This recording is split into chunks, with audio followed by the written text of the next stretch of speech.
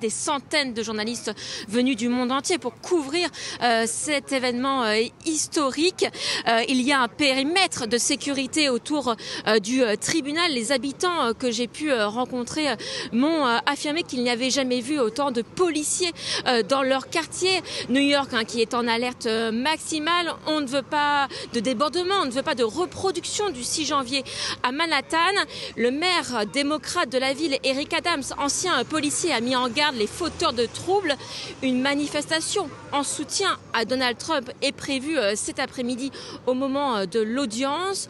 Enfin, aucune audience aura lieu au tribunal pendant l'audience de Donald Trump. Cela révèle le caractère exceptionnel de ce dossier.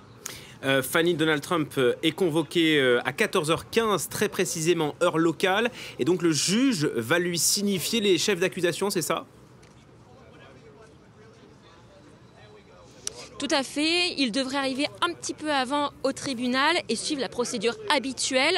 Comme pour tout autre inculpé, il va décliner son nom, son âge, sa profession. On lui prélèvera ses empreintes digitales. Mais on ne sait pas si on lui prendra sa photo d'identité judiciaire, le fameux mugshot, la photo des inculpés aux États-Unis. En revanche, on le sait déjà qu'il ne sera pas menotté. Cela a été négocié avec ses avocats. L'ancien président qui ne devrait pas échapper à la marche du prévenu. Il sera dans les couloirs, dans l'espace public du tribunal où il sera sûrement mitraillé par les photographes et les caméras.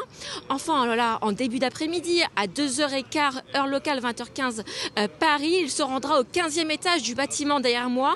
Dans la salle d'audience, le juge lui dévoilera les charges retenues contre lui. Il y en aurait apparemment une trentaine. Donald Trump plaidera non coupable.